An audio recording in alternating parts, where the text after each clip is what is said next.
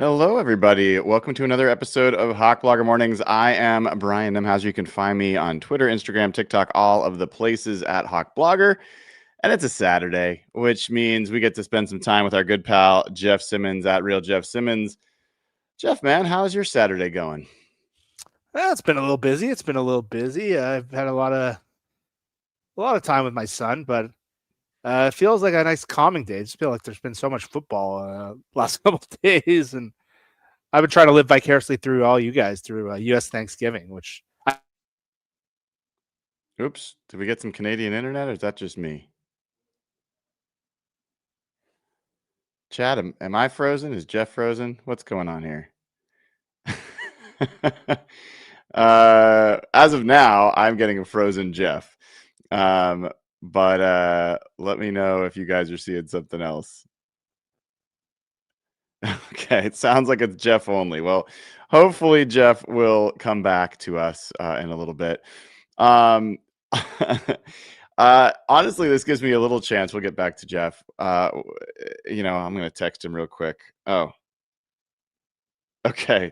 He's going to need a few seconds. His Mac just reset. So we're going to talk about a bunch of stuff. I've actually got this huge article I'm working on related to offensive line play, and I'm really looking forward to sharing that with you all. I hoped was going to get it done before the show, but it's not quite ready. It'll be ready today, and I'll share it out. There's a lot of good metrics on there. It's a lot of comparison of how some different teams approached offensive line renovations this offseason and how that's working out so far.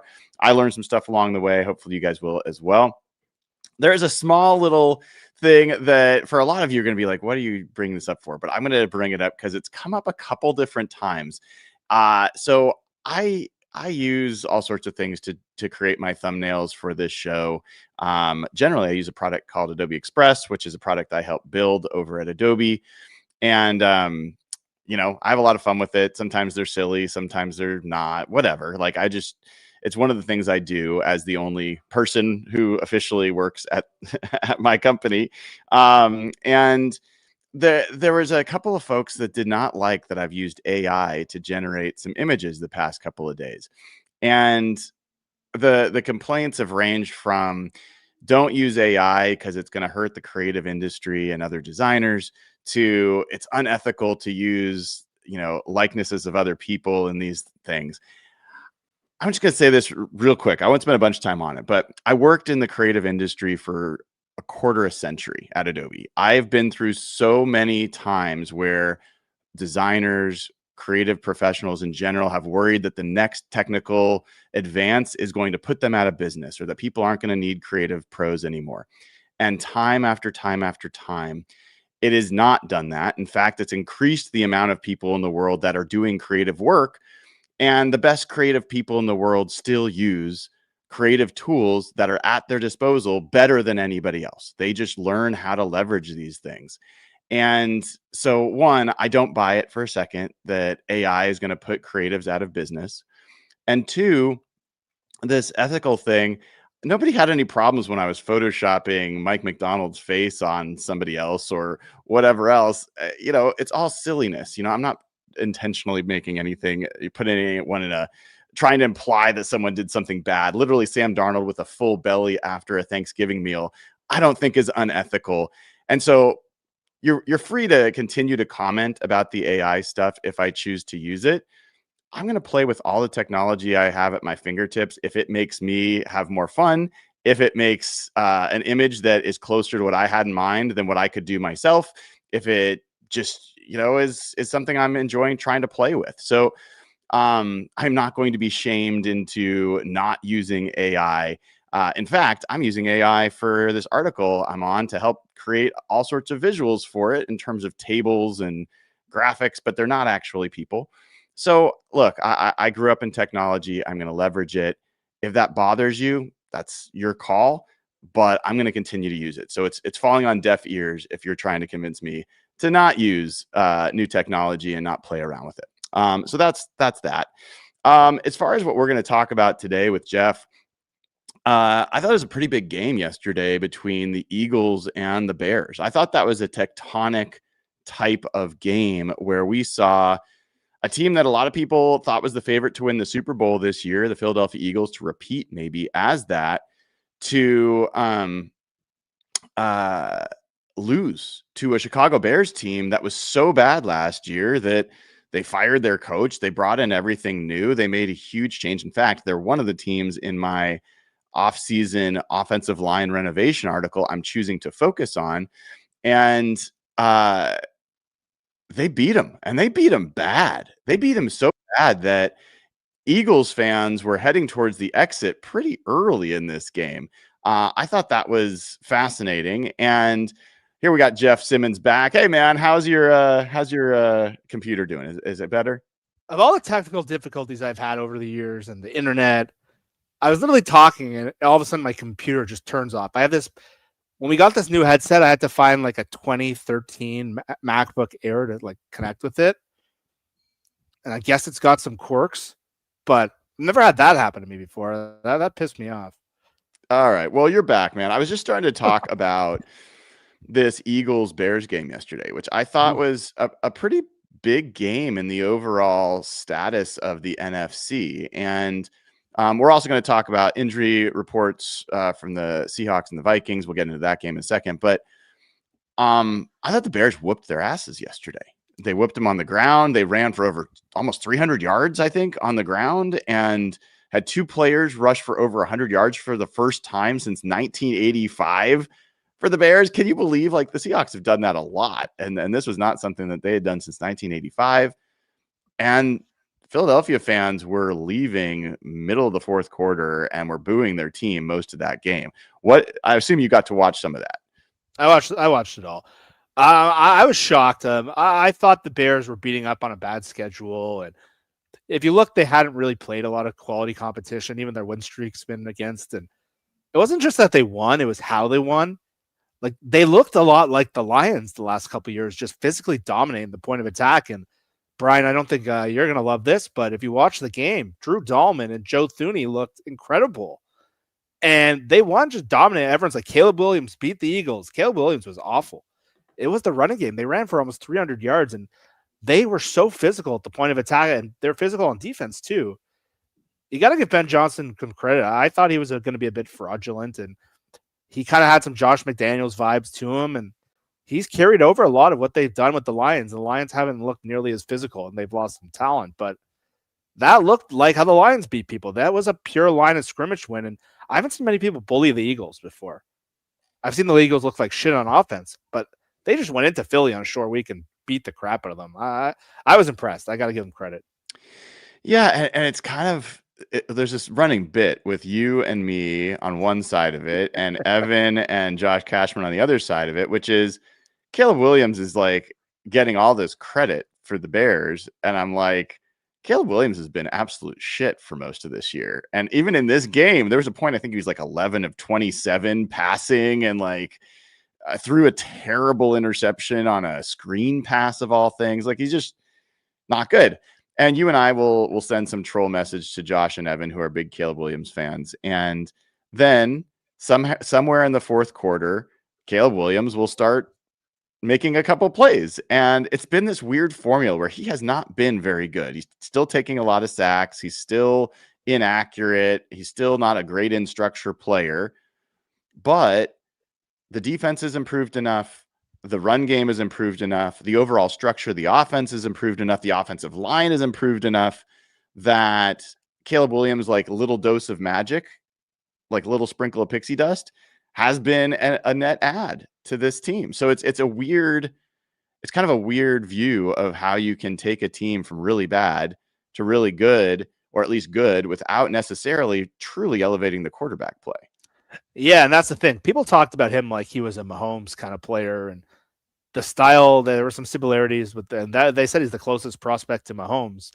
And really, like, that's not what we've seen. He makes some crazy plays out of structure, and he does some really cool, like yesterday, the best stuff he did was with his legs. He iced the game with a run to the outside. And there's not a lot of quarterbacks who can do that. But if you watch them, like, there's plays yesterday where Rome Odunze is wide. There was one in the end zone where he's wide open. There was a lot of wind yesterday, and he just whiffed on the throws. And I saw some people saying his footwork is not very good. It's something with his front foot that he's doing that's affecting his accuracy. But He's 17 or 36 yesterday for 150. To throw 36 times ends up with 150 yards.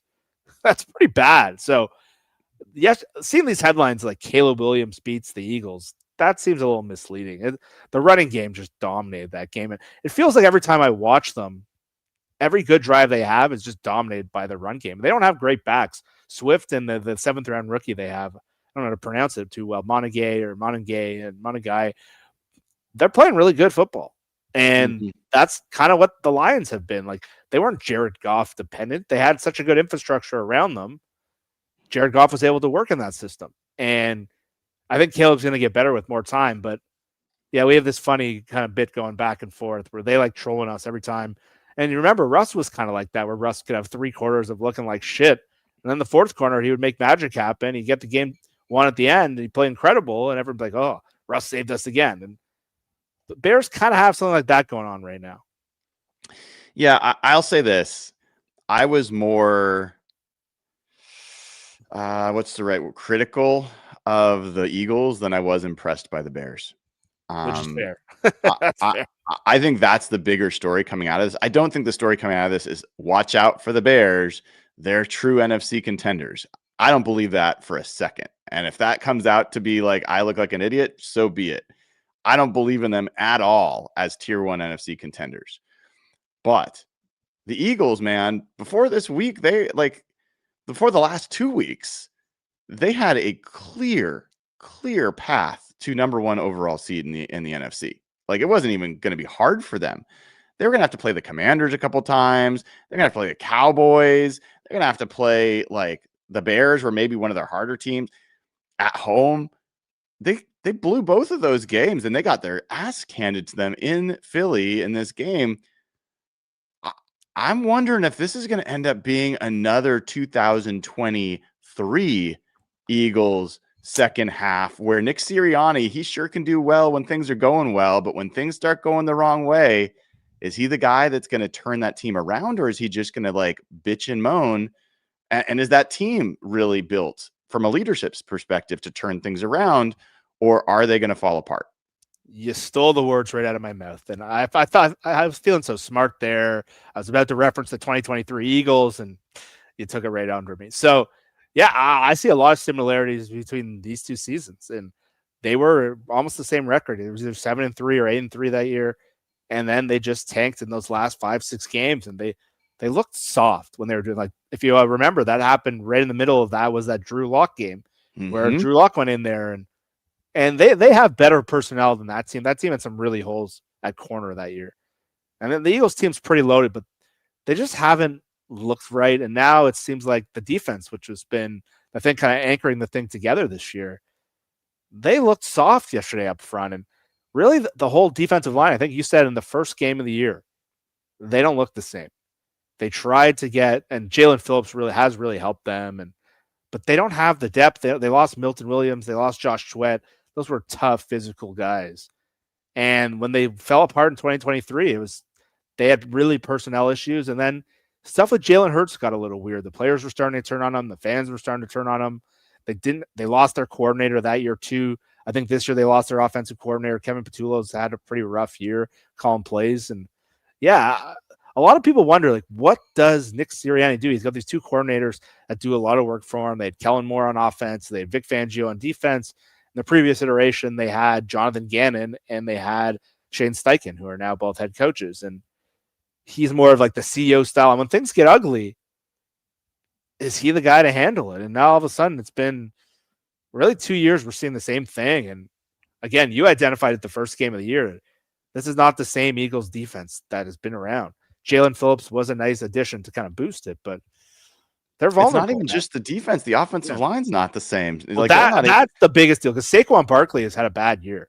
And he was maybe the best player in football last year, or the most exciting one. But without that offensive line being dominant, and they've had injuries and they've had some weaknesses in some of their replacements, it's a big difference. That team won every game at the line of scrimmage last year. And then you had Saquon in there, and it was just unstoppable by the end. So I'll give you a sneak peek of some of the metrics I'm going to be publishing in this article about offensive line play, because it relates to what we're talking about. Among a number of them, I have yards before contact per rush attempt, right? Like that's a common metric to kind of assess how an offensive line or how a run blocking is doing to keep a running back clean.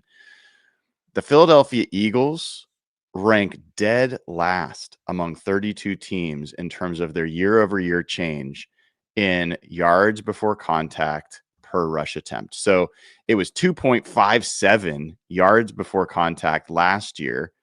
It's 1.8 this year. So you're talking about almost a yard difference per rush attempt that Saquon Barkley is getting contacted than he was a year ago. So this is a big deal.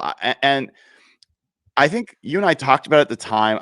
I will remain super jealous of the Joe Thuney edition.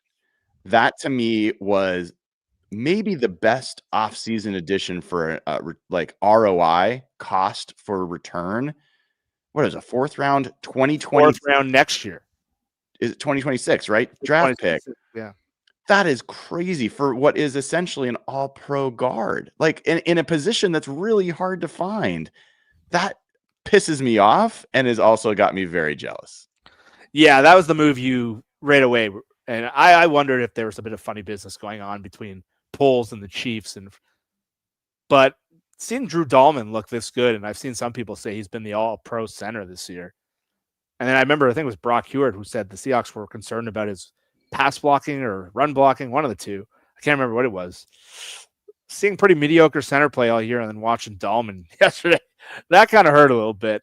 This is exactly the infrastructure we want, and we've seen obviously huge step forwards with the Seahawks, but Thuney and Dahlman were two guys we talked about a lot in the offseason, and the Bears started slow offense. They had a lot to come together, and now they have one of their other picks have become their left tackle, and all of a sudden the whole unit's been pretty good. And so Ben Johnson's been around some pretty good offensive lines in Detroit, and now he's built this thing up pretty fast. And that's the thing. When a lot of offensive head coaches come in, the first thing they prioritize is the offensive line. That's part of the reason a lot of people like these offensive head coaches. Well, I mean, just comparing like the Bears, the Seahawks, and the Vikings. That's primarily what I do in this article. But just to give you a couple things there, the interesting thing is they just went about it in some different ways. The Bears did it pretty much exactly what I think, for the most part, what we would have wanted. They didn't prioritize draft pick, but they did get Dahlman. They did get Thuney. And then Jonah Jackson is a guy that I've liked. He looked terrible last year for the Rams. But he's playing very well for them this year. So their interior offensive line is really played well. And the other thing, Jeff, is they, similarly to the Seahawks, they've jumped in terms of the amount of running that they're doing. So they went from 25th in the NFL in rush play percentage to 7th. Wow. All right. The Seahawks, by comparison, went from 28th in run play percentage to 1st. So like it's a big difference when you do that. And you also stylistically, they went from 30th in play action rate. This is the Bears, to 3rd. So you're running the ball more often. You're doing play action more often. And guess what?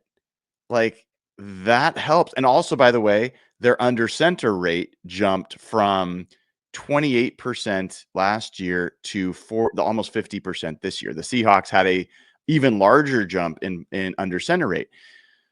So I think what I'm kind of finding is teams that try to renovate their offensive line, it's not just getting new personnel. Like the scheme change, the coaching, all these other aspects make a huge, huge impact on how your offensive line is playing. Yeah, it makes a huge difference. And I think that's part of why we like the Clint Kubiak hire, because you weren't just hiring a play caller. It was a system. It was a coaching staff. It all came together. The fact that they were this, and we saw last year what happened when they weren't aligned very well, where maybe the coaches wanted Christian Haynes, maybe the GM wanted someone different. We didn't really know. And I think with Detroit, I mean, with Chicago right now, they brought in a coaching staff that he brought a lot of guys he's familiar with, and they had the coaches to bring out. And I think that like the Gray Zabel pick was a perfect example of this whole thing coming together, where you have a new scheme. You're running a zone scheme. You're running a team that's committed to the run, and Gray Zabel fits the scheme hand in glove. A lot of teams would have prioritized some other players. Some people would have liked maybe Donovan Jackson better, or Tyler Booker, who looked pretty good the other day too. Tyler Booker's gone out and beaten up Jalen Carter and Chris Jones in back-to-back weeks. But this scheme, I don't know how good that would have looked. So you need to be aligned.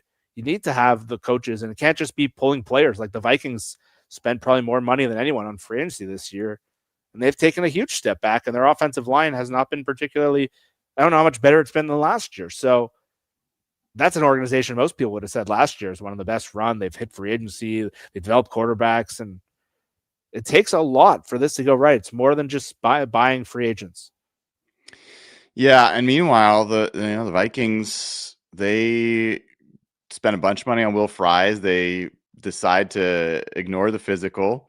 They sign an old, injured Ryan Kelly, and they draft Donovan Jackson, right? And they don't make any changes to their offensive scheme. They're pretty happy with their scheme. And then I think the biggest thing, Jeff, is they put JJ McCarthy back there. They basically, I think they fell a little bit for this. Oh, a lot of this was Sam Darnold. I don't think so. I think a lot of this was the way that Kevin O'Connell calls their offense. A lot of it is the offensive line, like the quarterback play, and a lot of it's the offensive line. So, yeah, it's just fascinating to me how these teams went about it differently and are getting very different results. And now you get the Vikings coming in here, and we've got the news, right, about who's going to be playing in this game. Donovan Jackson will not play in this game for the Vikings. We're going to find out about Christian Darrisaw, their left tackle. He may not play in this game. JJ McCarthy will not play, which means Max Brosmer will get his first start. And then for the Seahawks, it's a pretty clean injury report, dude. Like, you've got George Halani, who's out. I'm guessing they're going to put him on IR today. Actually, it's probably why they signed Cam Akers. And then Ty Okada is questionable. The fact that he's practicing and questionable is kind of remarkable because there's IR consideration at the beginning of the week. Everyone else is good to go. Ernest Jones, Tyrese Knight, on down the list. Ken Walker, Gray Zabel, everybody's good. So, we might see Quandre Diggs this week. We might not. We'll find out about practice squad elevations here soon. What's your updated feeling about what's going on with this game? I'm curious to see what happens with Christian Darrisaw, because if you have Max Brosmer with no left tackle and no left guard against this front, it's a tough. It seems like the narrative coming out of this game nationally is that Brosmer might be like a Brock Purdy in waiting, and this is kind of how it happened for Purdy, where it took a lot of injuries and all of a sudden he got to play, but he was playing with basically the Avengers up front. No, not up front, but they had Trent Williams in his prime years with that insane offense. This is a little bit different. He's going to have to go against a front missing maybe their two best players. The rest of it isn't particularly great. He's going to have to get the ball against his defense. So I don't know if I'm quite thinking he's going to be, but it seems like they've taken some shots at McCarthy through the national media where they're saying he's going to be mentally ready, and they're saying he's going to be able to run the offense as it's called. And so, yeah, I think it's a pretty favorable matchup still for the Seahawks. I'm not quite buying that storyline. I think it's they're kind of living in the moment, but yeah, you can see McCarthy the last week or the last month basically has been, I think, by all measures, the worst quarterback in football and the worst starting quarterback in football. So I was curious to just see, and if you had him without your offensive lineman, that would be tricky. But Brosmer's not much of a mover. That's the thing I think that can give most defenses trouble, especially we've seen it with Cam Ward last week. I think the Seahawks have a pretty big mismatch. Again, I always get worried in games like this where you might how do you get the team geared up for this game playing against Max Brosmer? I'm always worried it's going to be closer than we think it's going to be. It's going to be a slog. We had all those Colt McCoy games over the years. Those are probably stuck in all our heads. But again, we talked about it on Wednesday. I think the Darnold versus Flores angle is the far more interesting side of the ball. Yeah. I think Minnesota's going to have trouble scoring. I think unless Darnold has a couple turnovers, I think the Seahawks should be pretty good in this game. Yeah, I think that all makes sense. The thing that gave me the biggest pause about this game, Jeff, I don't know if I shared this with you, but I went back and I looked all the times in Seahawks history that they've been favored by 10 or more points in back-to-back weeks.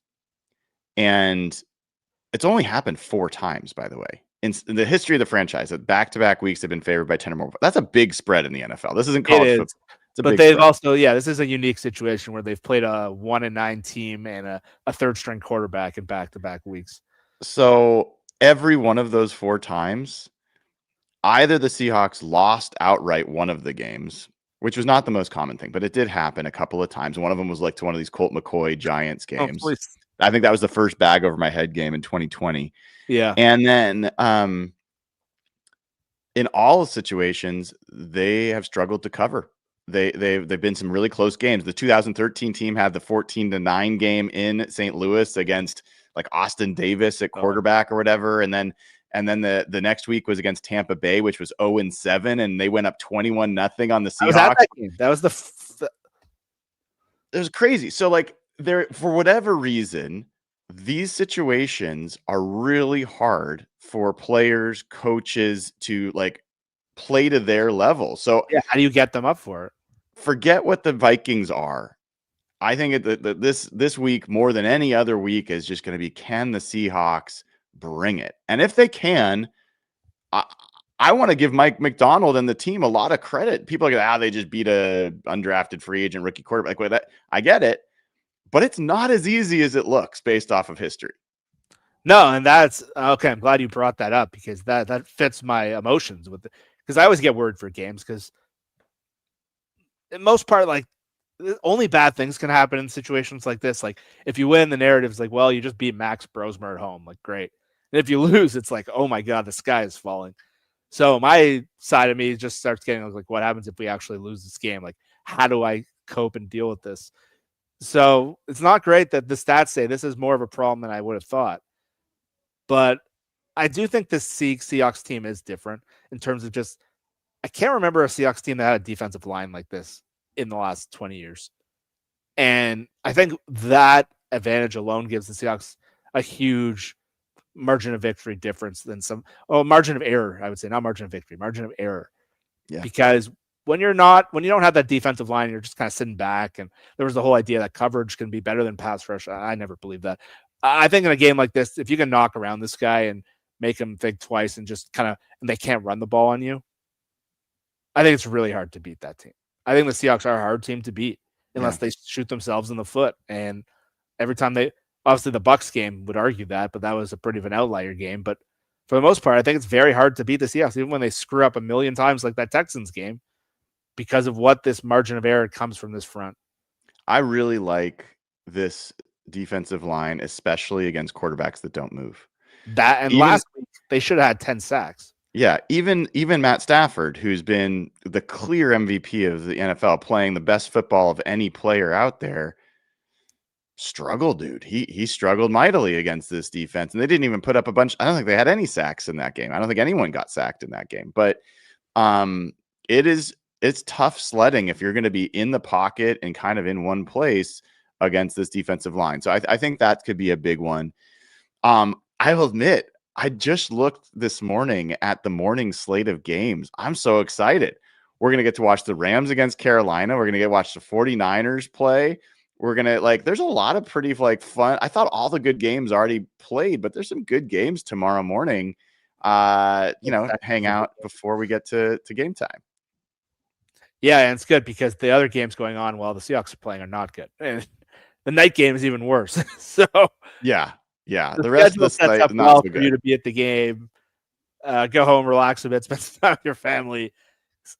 But yeah, it's a fun slate. Like the Thanksgiving games were incredible. That was the best Thanksgiving day I can remember in football.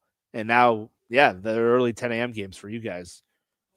It's a fun way to get fired up for the Seahawks game. That's for sure. All right, we got some super chats here. Let's take a look at these. CJK04 has been a member for 16 months, man. Thank you for your loyalty. Says, good morning, guys. If K9 and the run game find itself this time of year, this team can go far in an odd year in the NFL. That will only help Sam and the defense. Jeff, I think I kind of shocked Mike McDonald yesterday when I said, hey, you guys have the second most rushing yards in the NFL over the past 3 weeks. And that's the case. I feel like K9's coming on.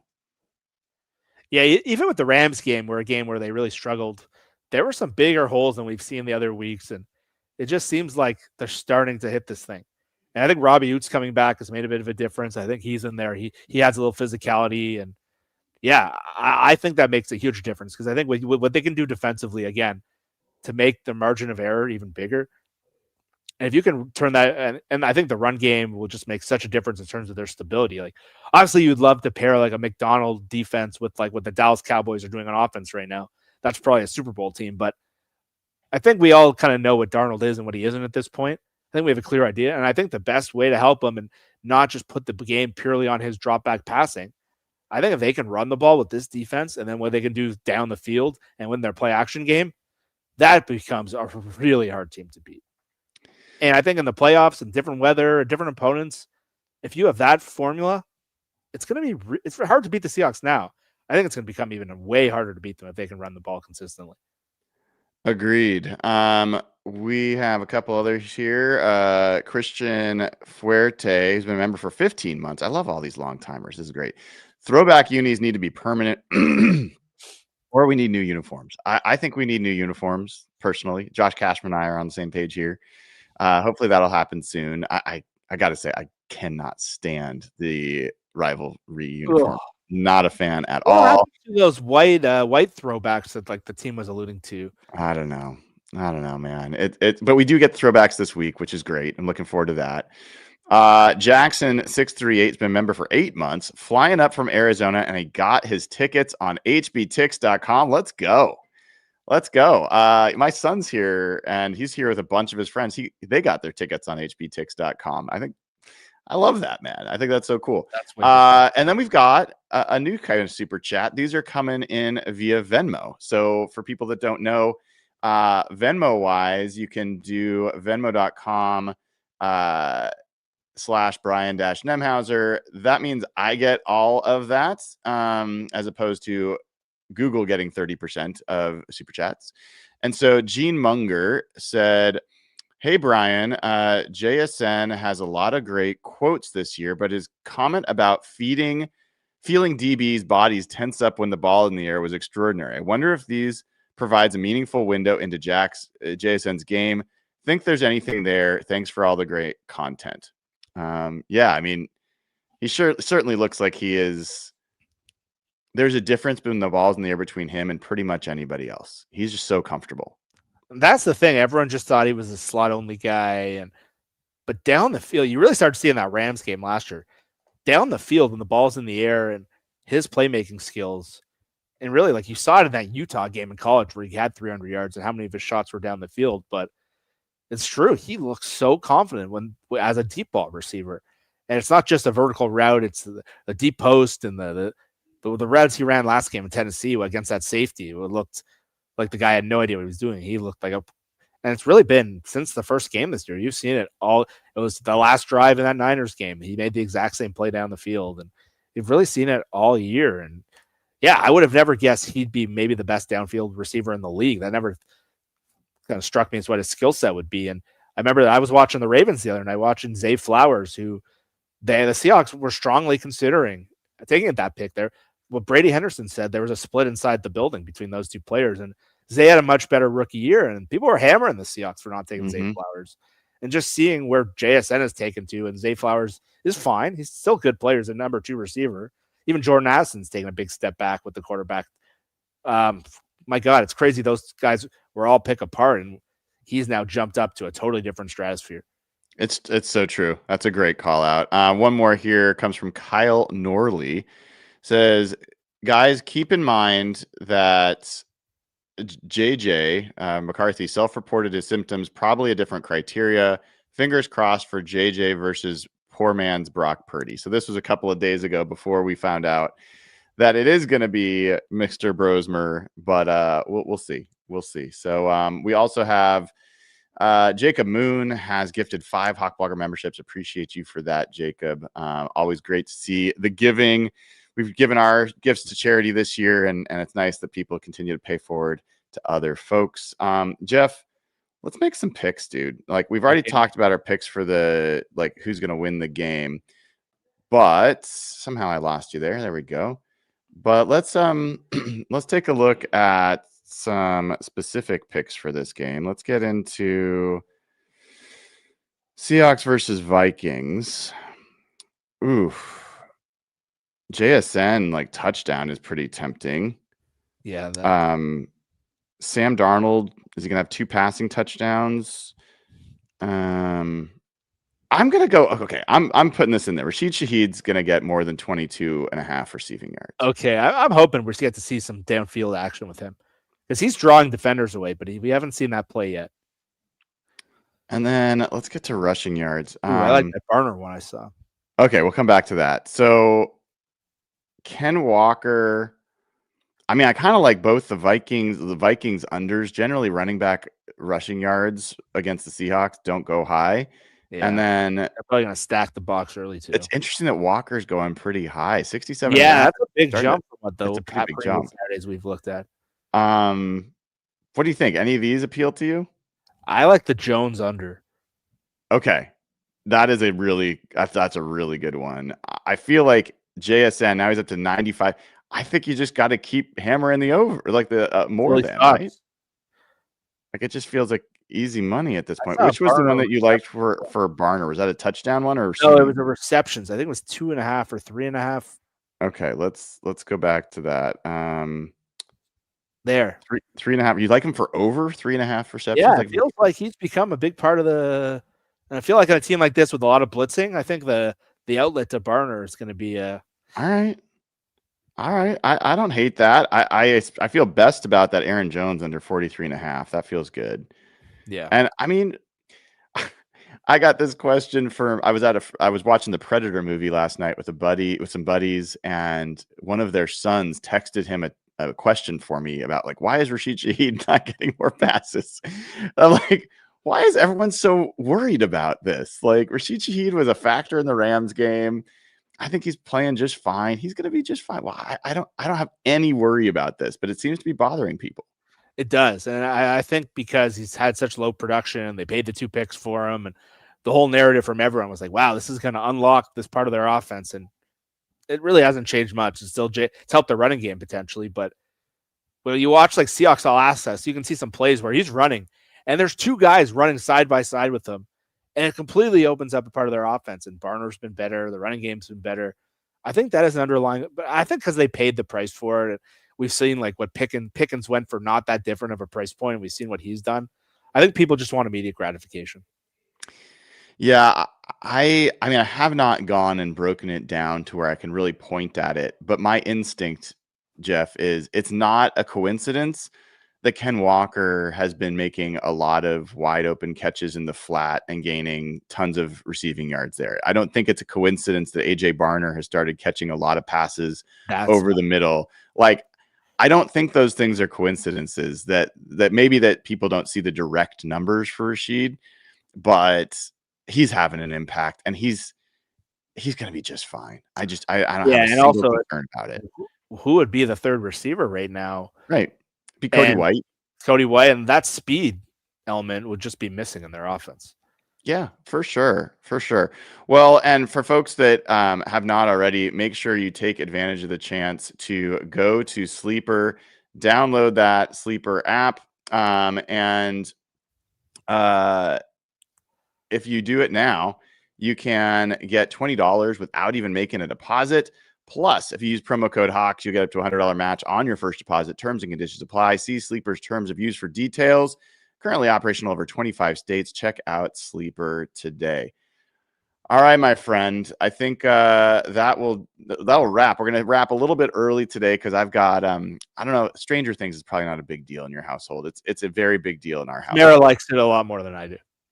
So I love it. And then my youngest son, especially Nate, is obsessed with it. And so we watched the first 4 episodes of the new season already. And now we're going to, my wife booked a virtual reality experience that we're going to for Stranger Things. God help me. But we got to get out of here and get to that. So, man, it was so good to hang out with you again this week. And it was so fun. And then next week, fingers crossed, we'll get you to Atlanta. I get to Atlanta pretty early on Sunday. So that'll be fun. That'll be fun. We need to spring for your wife to have some sort of spa day. Yeah, for sure. we might have to spend my my my Hanukkah money on that. Yeah. Well, you let me know. I'm happy to contribute to it. It's a Hawk Blogger expense to make sure all significant others are treated well. Man, have a great rest of your day. That was Jeff Simmons. I am Brian Imhauser, and we'll be back with a post-game episode of Real Hawk Talk tomorrow after the Seahawks game. Until then, have a great rest of your Saturday.